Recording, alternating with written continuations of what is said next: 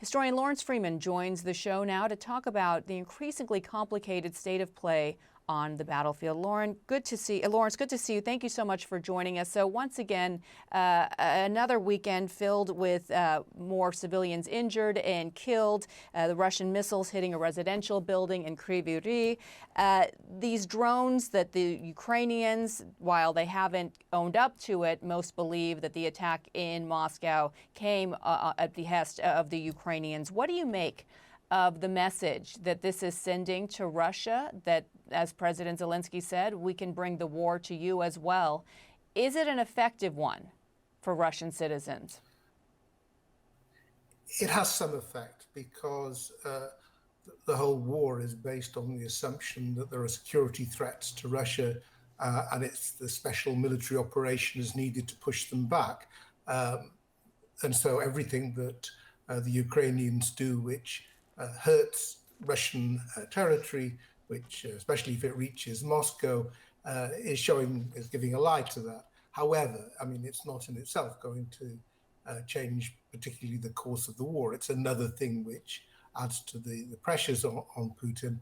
But I think he's going to be mainly concerned first with what's happening in the battlefield, and secondly, signs that international opinion, even countries that have been more sympathetic to the Russian position, are getting fed up with the war and turning against Russia.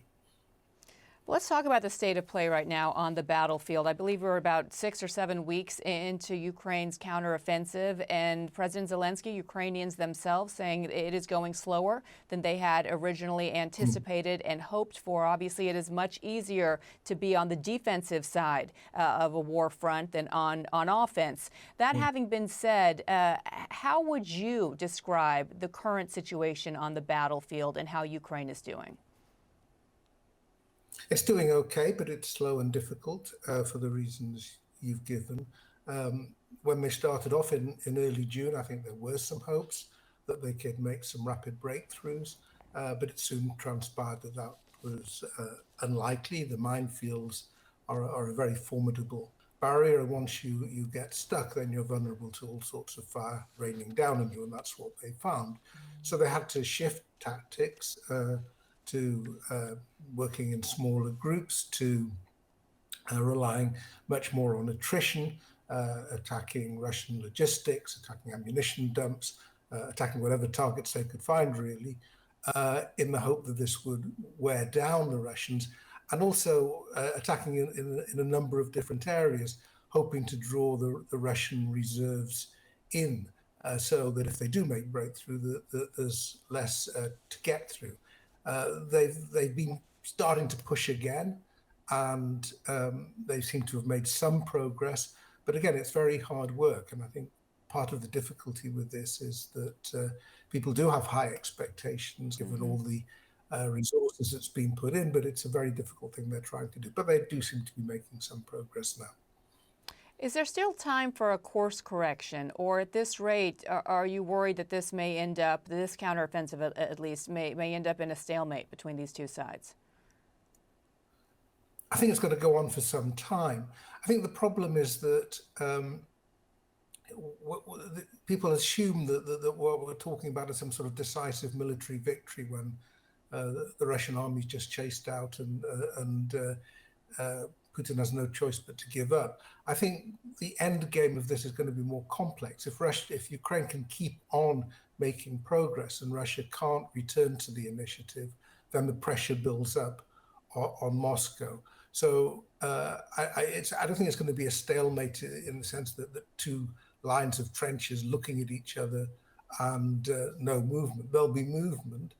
Sometimes it might be rapid, sometimes it might be slow, but the political effect to watch for is whether Moscow starts to believe its position in Ukraine is untenable.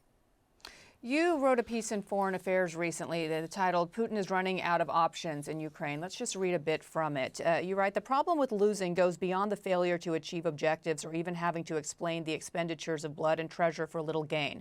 Loss casts doubt on the wisdom and competence of the government. Failure in war can cause a government to fall. That is often why governments keep on fighting wars. An admission of defeat could make it harder to hold on to power." And this is a point that I've really focused on for the past several months, and that is the argument that Vladimir Putin is a weaker leader once this war ends than as it continues, despite it not going in clearly how he set out for it to go over in a few weeks and taking over Kyiv in a matter of days. That's not what played out, and that's likely not how this war is going to end. So given that, what do you think are the most likely options for getting Vladimir Putin to agree that this war was indeed a failure?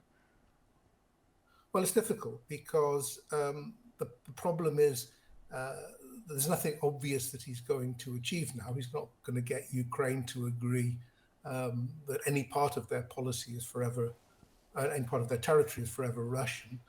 Maybe there's still arguments to be had about new security arrangements, but that's going to be harder now than it would have been when the war began.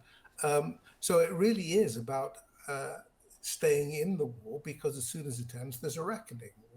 Why did we fight this war? What have we gained? This is why I think we're looking for forms of pressure, so that the sense the reckoning is with the Russian elite already, that it's harder to ignore. And that can be in the economic sphere, it can be, I think, increasingly in the diplomatic sphere, and as well as obviously on the military sphere. But it's a buildup of pressure rather than a single big event. But what do you make of this pressure not coming from Russian opposition? Because most opposition is either in prison, dead, or out of the country, but it's coming from the far right. And in a sense, while they're saying that this war was not a rational one to begin, once they're in war, it seems the biggest gripe is that it's just not being conducted in a competent fashion.